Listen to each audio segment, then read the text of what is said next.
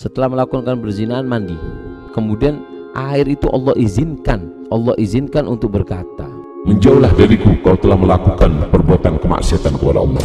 Takut ini orang. Ketika orang ini takut, kemudian habis mandi itu cepet-cepet langsung dia pergi ke gunung.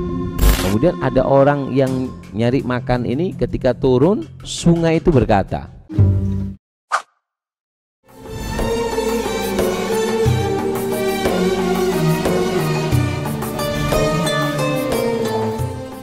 Rasulullah SAW bersabda, man akala ta'aman faqala, siapa orang yang akala memakan ta'aman makanan faqala dan mengatakan alhamdulillah alladzi at'amani hadza wa razaqani min ghairi haulin minni wala quwwah ghufira lahu ma taqaddam min dhanbi, maka diampuni dosanya yang telah lalu. Rawahu Abu Dawud wa Ibnu Majah wa Tirmidzi wa qala, dan mengatakan mereka haditsu hasan, ini adalah hadis hasan. Nah, jadi ini dibaca, kalau siapa orang yang baca makan, setelah makan membaca ini, maka dosa-dosanya diampuni oleh Allah Subhanahu wa taala. Apa itu?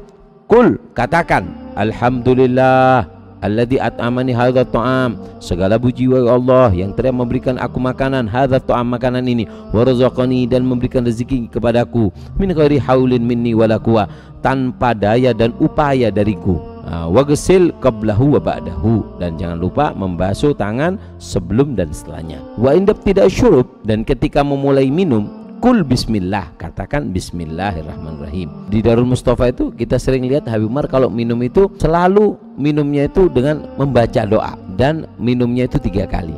Jadi kalau minum, membawa gelas, minum bismillahirrahmanirrahim, minum sedikit, kemudian alhamdulillah, minum sedikit cuman sedikit, kemudian mengucapkan alhamdulillah. Yang ketiga kalinya bismillahirrahmanirrahim agak banyak, kemudian alhamdulillah. Itu yang diamalkan oleh Habib Umar.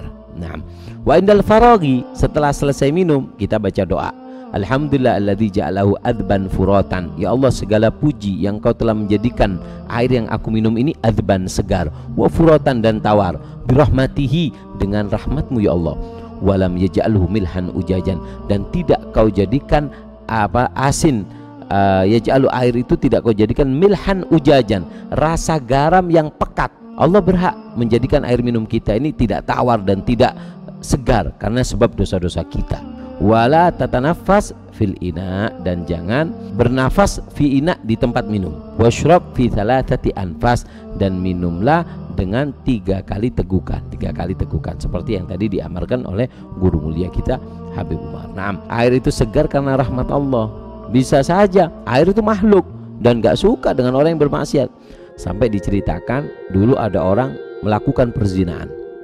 Setelah melakukan perzinahan mandi di sungai, kemudian air itu Allah izinkan untuk berkata, menjauhlah dariku, kau telah melakukan perbuatan kemaksiatan kepada Allah.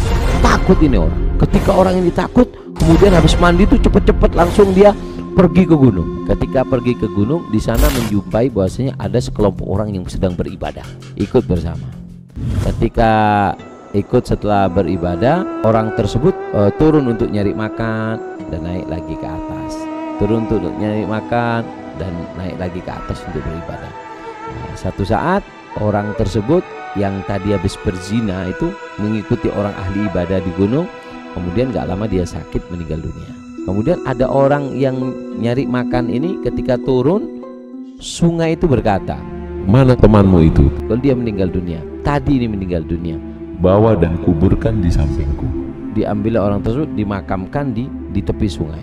Ketika dimakamkan di tepi sungai, subhanallah, bahkan orang yang berdoa bermunajat kepada Allah Subhanahu wa taala berkat daripada orang yang dulunya pendosa kemudian bertobat, maka semua hajatnya dikabulkan oleh Allah Subhanahu wa taala. Bahkan dijadikan tujuan semua orang yang memiliki hajat datang ke tempat tersebut untuk meminta kepada Allah wasilah daripada orang tersebut. Nah, dan cerita ini ada di dalam kitab Raudhur Rayyahin.